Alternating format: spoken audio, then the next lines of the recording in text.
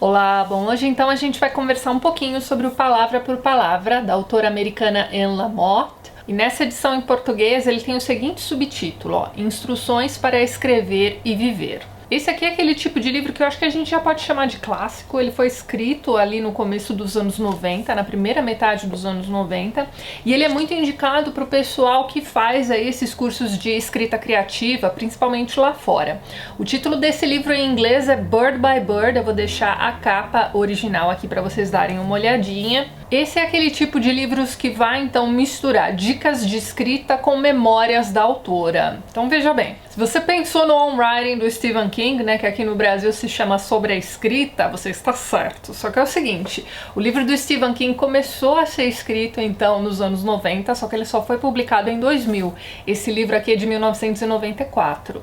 Então, aparentemente, essa coisa dos autores, né, em algum momento pararem para escreverem suas memórias relacionadas também com a escrita e darem dicas de escrita é uma coisa normal, uma coisa convencional. Então não dá pra gente dizer que um autor imitou o outro, não é nada disso. Mesmo porque se a gente parar pra pensar comparando ainda esses dois livros, né, o Stephen King é um autor mundialmente famoso, né? Eu nunca tinha ouvido falar da Anne Lamott por aqui. Ela é uma autora de romance, tem alguns livros também meio autobiográficos e tem também alguns livros cristãos. Ela também é professora universitária de escrita criativa e ela escreve para jornais. Uma coisa interessante a respeito dela, né, desses trabalhos como jornalista que ela realiza e tal, é que ela escreve de tudo, então desde crítica de restaurantes até crítica literária, enfim. Ela é uma autora bem versátil, mas é aquilo que eu tinha dito pra vocês. Aqui no Brasil, pelo menos, a gente não tem nenhum outro livro publicado dela. Esse aqui mesmo é um livro que anda meio difícil de encontrar por aí em livrarias, mas acho que vai ser bem tranquilo de vocês encontrarem em sebos.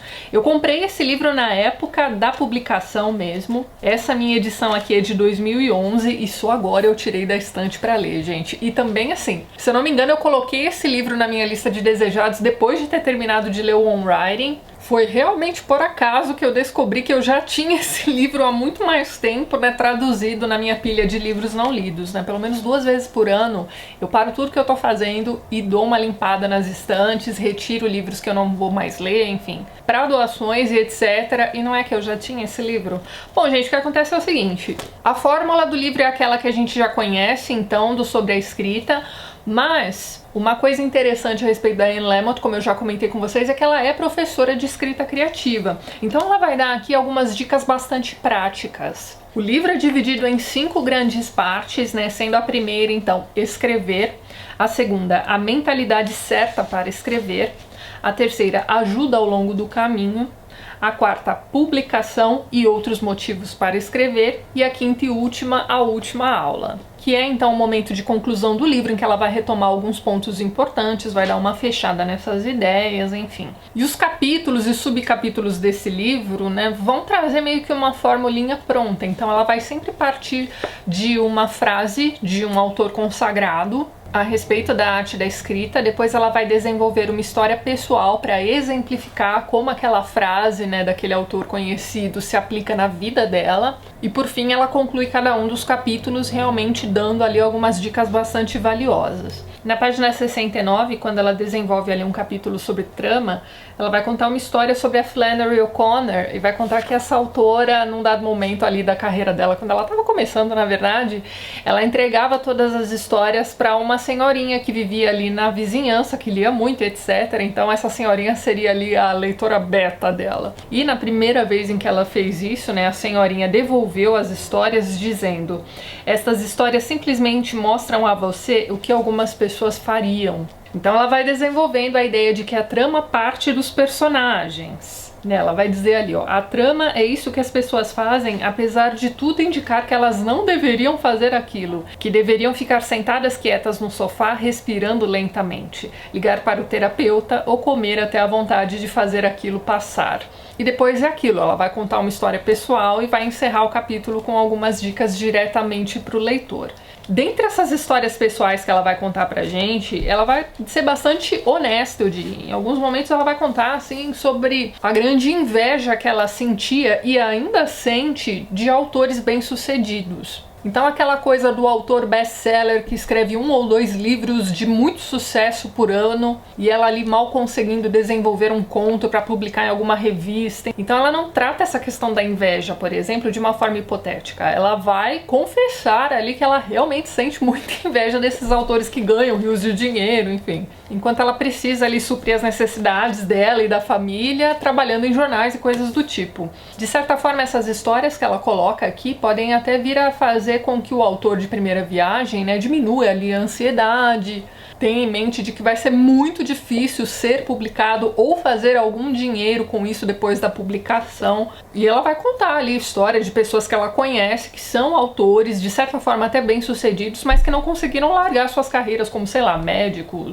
professores e por aí vai, né? Eles não conseguem se manter enquanto autores de livros. Por outro lado, ela vai sempre levantar aquela bola de que se você realmente tem uma história relevante para escrever, por que não se dedicar a isso? E ela vai dar algumas dicas práticas de, né, você arrumar de repente uma rotina de escrita na sua vida. Então todos os dias de manhã você senta ali na frente do seu computador, faz ali um ritualzinho, enfim, faz ali um chazinho, um café, seja lá o que for. Tire aquela 1 horinha por dia para realmente tentar escrever alguma coisa. E uma coisa bastante interessante que ela vai aqui desenvolver também é a questão do primeiro rascunho ruim, né? Primeiros esboços ruins. Então ela vai dizer que na primeira vez em que você começar a colocar a história que você tem perfeitinha na sua cabeça no papel, ou no caso, né, no Word, você vai ver que vai ser uma bela porcaria. Você vai querer desistir no meio do caminho e ela vai te dizer, não, olha só, termina de escrever do jeito que você tá conseguindo escrever, porque essa vai ser só a primeira versão.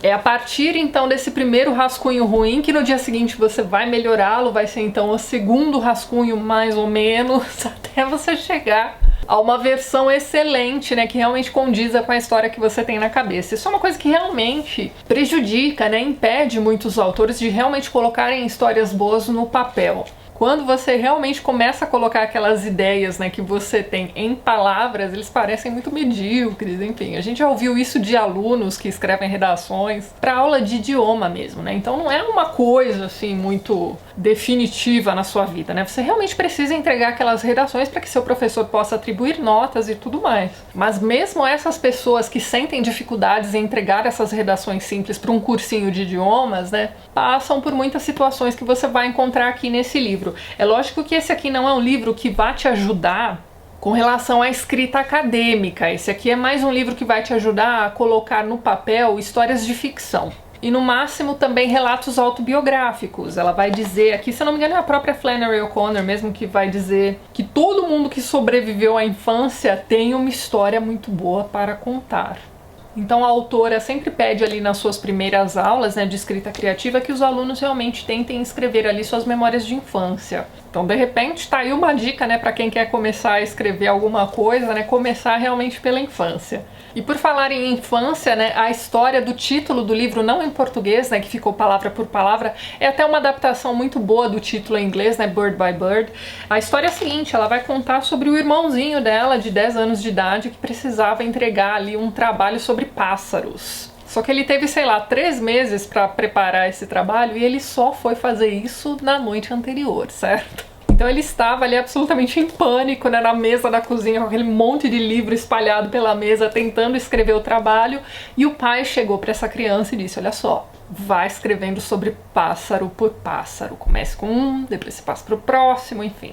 É daí que veio o título do livro, então. E é isso, né, ela vai dizer que essa ansiedade, né, essa pressão, muitas vezes vem do próprio autor iniciante mesmo, porque muitos autores iniciantes não começam com um agente literário, com um editor batendo a sua porta ou te ligando o tempo todo te cobrando um manuscrito. A esmagadora maioria, né, dos autores iniciantes começam sozinhos no tempo livre que eles têm e tudo mais. Então, ela faz um trabalho muito bacana nesse livro de diminuir a ansiedade das pessoas e dizer assim, olha só, vá aos poucos, né, bird by bird. Então, um dia você desenvolve ali a descrição física de um personagem, no outro dia você faz o esboço do primeiro capítulo, no outro dia você faz ali um esqueminha de ações, né, enfim, de eventos importantes que você quer que apareçam na sua história e assim por diante. Ela vai dizer também que ela anda na bolsa com um bloquinho ali de post-it, alguma coisa do tipo, Só lembrando que esse livro foi publicado em 1994, né? Então muita coisa a gente resolve com o celular na bolsa mesmo, né? Pra nós mulheres que andamos pra cima e pra baixo com bolsa e tudo mais, é muito mais fácil, né? Você joga o bloquinho ali dentro e pronto.